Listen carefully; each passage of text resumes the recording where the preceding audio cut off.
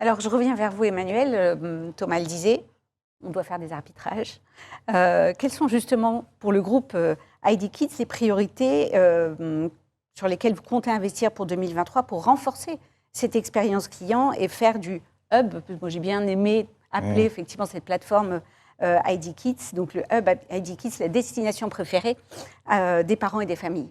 Alors, ça fait vraiment écho à ce que vous êtes en train de dire, parce qu'on est en train de travailler sur un budget 2023, une stratégie 2023, qu'on est en train de tirer sur 2024, 2025 et sur les 3 prochaines années. Parce qu'effectivement, la stratégie se raconte sur plusieurs années, compte tenu du contexte que l'on vit, et de manière de plus en plus précise. Donc le premier point, c'est de travailler pour nous sur la singularité des marques. On a plusieurs marques qui sont complémentaires. L'enjeu de travailler, et ce que ça nous amène, l'économie actuellement, nous amène à retravailler ce positionnement prix-produit. Donc là, c'est un vrai enjeu très très fort dans la complémentarité de nos marques. La deuxième partie, en fait, c'est sur ID Kids. C'est comme on a beaucoup de marques, on va inviter des marques dans notre écosystème complémentaire, notamment autour de la puériculture, des services et aussi un certain nombre de contenus. Donc, ils devront bien évidemment passer par le prisme de nos valeurs et de notre mission We Act for Kids. Donc, c'est compléter en fait nos différentes marques avec d'autres marques. Le troisième point important, c'est de travailler sur l'excellence opérationnelle.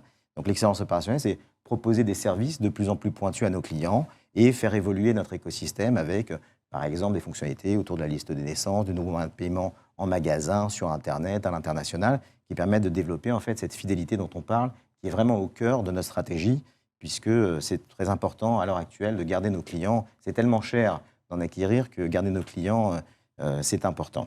Et le dernier point, et qui est important, très important, dans l'économie dans laquelle nous sommes, c'est travailler sur l'économie circulaire. Alors, ID Kids a depuis longtemps travaillé sur la seconde vie, le troc. On a lancé ID Troc en 2016, qui fonctionne très très bien. Et là, on a accéléré cette année, donc en 2022. ID Troc était sous forme d'événements, on va dire 4 fois par an. Et maintenant, on a lancé depuis cette année, en fait, le troc permanent dans nos magasins. Donc, il y a une 60aine de magasins qui sont équipés de trocs permanents. Et donc, ça répond vraiment à une demande de consommateurs. Ça fait du bien à la planète, puisqu'en l'occurrence, on ne vend pas plus pour autre chose. Et on travaille pour certaines marques, notamment le jouet, sur un système d'abonnement, sur un système de location, puisqu'en fait, pour les jouets, on peut leur proposer d'essayer le jouet, et puis après, de le rendre s'il ne leur plaît pas, ou de le garder si c'est nécessaire. Et un système d'abonnement, notamment pour Absorba, puisque c'est pour les tout-petits et les nouveaux parents. Donc voilà, abonnement, tous les mois ou tous les 2 mois, on travaille sur ce projet-là. Les parents pourront recevoir en fait une box avec un certain nombre de produits à l'intérieur qui correspondent à leurs demandes. Voilà tous les enjeux sur lesquels on travaille assez fortement autour de l'économie circulaire, en mettant bien évidemment la famille et les parents et les enfants au centre de notre préoccupation, puisque tout ça, c'est pour eux. Est-ce qu'il y a vocation demain à réunir l'ensemble des marques du groupe au sein de cette place de marché, ce hub ID Kids?